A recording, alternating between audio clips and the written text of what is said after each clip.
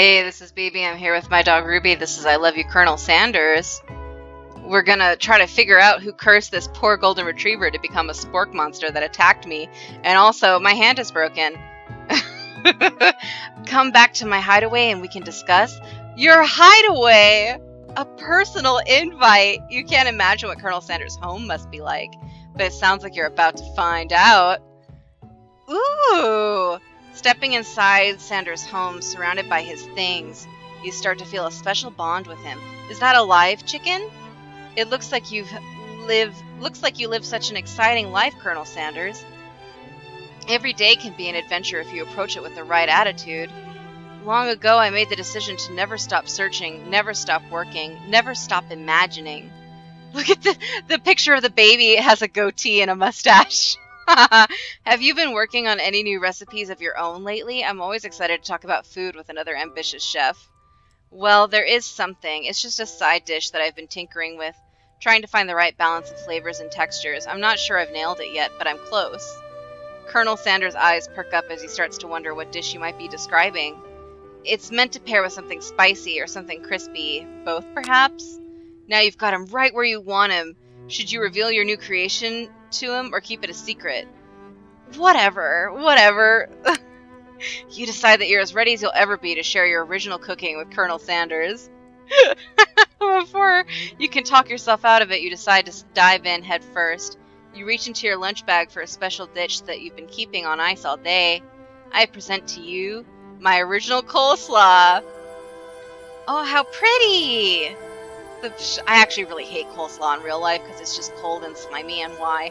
The shredded cabbage disc glistens in the light of Colonel Sanders' Lux hideaway. Magnificent!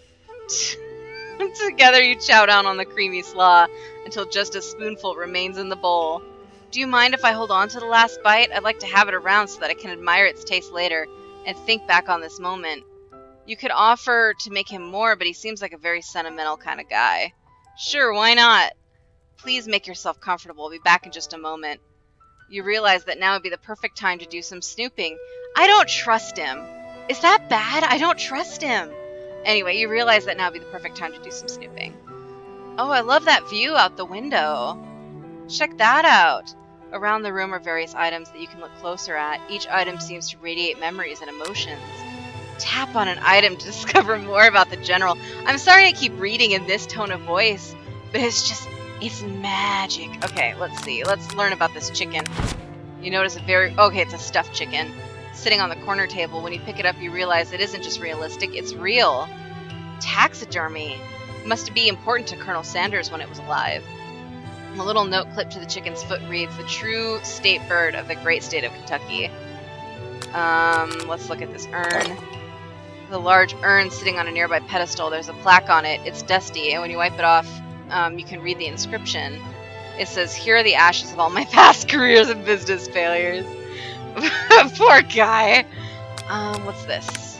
This must be where he keeps a secret recipe. You think for a moment, what number is important to Colonel Sanders? Then it dawns on you. As soon as you turn the dial to 111111, the safe opens. Inside it, you find a single note. Can chicken be prepared sashimi style? Tap on an item to discover more. Oh, the door opens. We'll go to that next. Let's look out the window. You gaze out the window across the vast lake and mountain range. Just then the ghost of Student pops up. Are you thinking about heading out into the world on a quest to avenge my death? Who are you? Wait, what? I never even learned your name. Why would I avenge you? I could just tell you my name right now. Can you see him in the middle of something? You open the window a crack and the ghost of Student is swept out with the breeze. Oh, what's up with this? A scented candle. You pick it up and try to identify the smell. Power tool?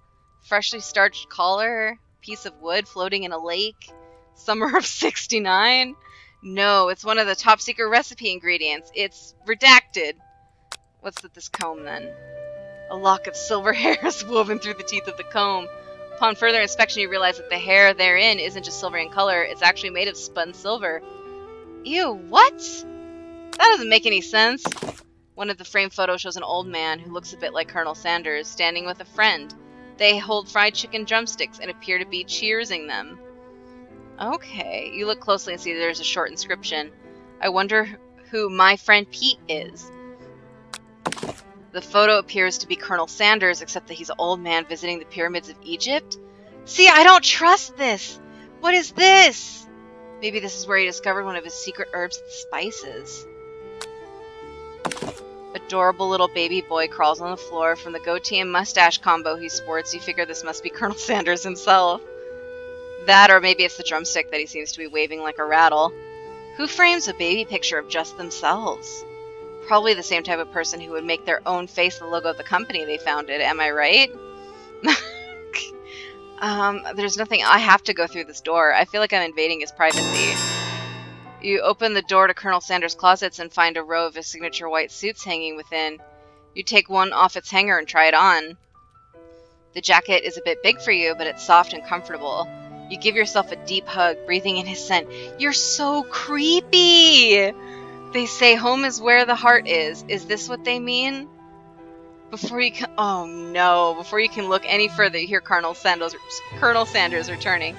He has a new dish that he's been working on, and he wants you to taste it. You try to act casual until he asks you why you're wearing his jacket. Aww. I don't usually loan these out, but I must say it does look good on you. Thank you. Oh crap, the jacket. You forgot to take it off. Oh no, fuck.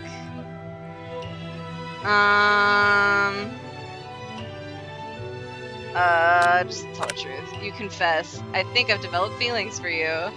I might be developing feelings for you too, but I'm concerned. I can't let anything get in the way of my dreams. Overwhelmed, you take off the jacket and run for the door. But the thought of leaving Colonel in the midst of such an emotional breakthrough gives you pause. Stop yourself. Colonel? Yes, Noodles? I honestly think this may be the beginning of something wonderful. I think you're right. We should take things slow. Oh, good. This turned out well, all things considered. He didn't even murder you, so that's a plus. You talk late into the night and drift off into a slumber on his couch. A dream sequence. Okay, I'll allow it. Alright, you awake to a beautiful morning in Colonel Sanders' hideaway. Ooh, we spent the night, honey. Did you make the right decision on how to respond to Colonel Sanders? Only time will truly tell. Also, probably replays. Today is the day that could change the rest of your life. You think about the new secret ingredient you just learned about. Redacted. In some jurisdictions, it isn't even legal. But if the recipe is a secret, how will they know? Your thoughts are interrupted when Is it cocaine? Your thoughts are interrupted when Colonel Sanders emerges into the room. He's holding a gorgeously plated breakfast, and your mouth waters at the sight of it. Is it at the breakfast? Noodles, is it at the breakfast? Here's a simple breakfast I just whipped up. It's meticulous! You taste Colonel Sanders' food, and it takes you on a journey. When you return, he's waiting to ask you an important question. Would you say that we're the perfect match? How presumptuous! My cuisine and your taste buds, that is. Such confidence, such grace. Could he be the world's greatest gift to cookery? Fuck it. It's good, but my mom made it better. Oh, we're not in a teasing stage yet. Did your little jab land too hard? Colonel, I know what you're gonna say. I need to be better if I'm gonna leave my mark on this world. You know what? You need to toughen the fuck up. This is some white male fragility shit. Get over it. A single tear begins to pool in the corner of his eye as he gazes out the window. And with the right business partner, I know I can't fail. Business partner? Could he be talking to you? It's all happening so quickly. Overcome with emotion and confused by your feelings, you're on the verge of tears. Better than on the verge of setting my eyebrows on fire. You must look so terrible. Unable to speak, the only answer you can find is to run out the door and get home. There's still one more day of school after all. The University of Cooking School Academy for Learning waits for no one. You get home to find something very surprising. Your best friend is there waiting for you. Where have you been? Because I had one heck of a night. I've been desperate to talk to you about it, but I couldn't find you. I got worried that something had happened to you. It's okay, I was just... Well, now it turns out you're fine. I can finally get you up to speed on the saga of Miriam. Honestly, I'm more interested in the saga of Miriam than whatever else is going on. Sure, but you will not believe what just happened to me at school after school yesterday. I went on a date. I think I can believe that. Since I've been partnered up with Clank, he asked me to go out with him. Of course, I told him, you better keep your dials turned to polite and respectful. I'm not that kind of girl. But he was just interested in spending some one-on-one time together and getting to know me, and so I said, yeah, sure, I can get to know a little metallic guy. Long story short, he took me skydiving with his friends, but things quickly spiraled out of control. Did she just say skydiving as if that's a typical first date to go on with a talking pressure cooker? And now I'm not really sure where we stand. You don't give Miriam time to tell her whole story, however. Bottling up the details of your own night is just too much to bear. And I went on a date too, back to Colonel Sanders' house where I spent the night with him. You what? Nothing happened but the emotional connection. Wowzers. Oh no. We were Max Caulfield this whole time. Miriam offers to support you no matter what you do. Together with your bestie, you feel like you can do anything. When you arrive at school, you encounter your rivals in the quad.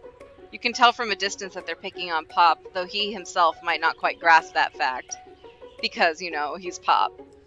What's a swirly? It sounds delicious. Oh, it's great. I'll order you up one right away. I'll have my swirly with sprinkles, please. Heh, Sprinkles is a dog and a treat. You can get your swirly dip, too. Why don't you pick on someone your own size? Because I'm literally the biggest person at this school? It's a solid point. There is that horse that Colonel Sanders rides to school, but who would dare pick on such a gentle and beautiful creature? Look how tight her leggings are on her legs. I didn't notice that before. You've got some nerves, Noodles, suggesting I pick on a defenseless horse. Now you're twisting my words, and I won't have it.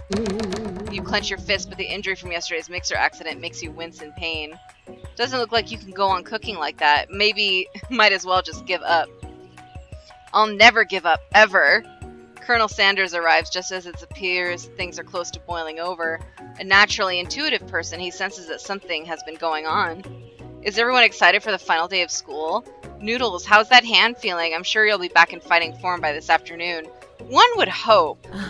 But it's probably broken. I should probably see a doctor. Aren't you concerned about my hands, Colonel? Yesterday I almost broke a nail winning so hard. Technically, I don't believe a winner was decided, but your presentation was quite impressive. Why is he complimenting? What is he doing complimenting her?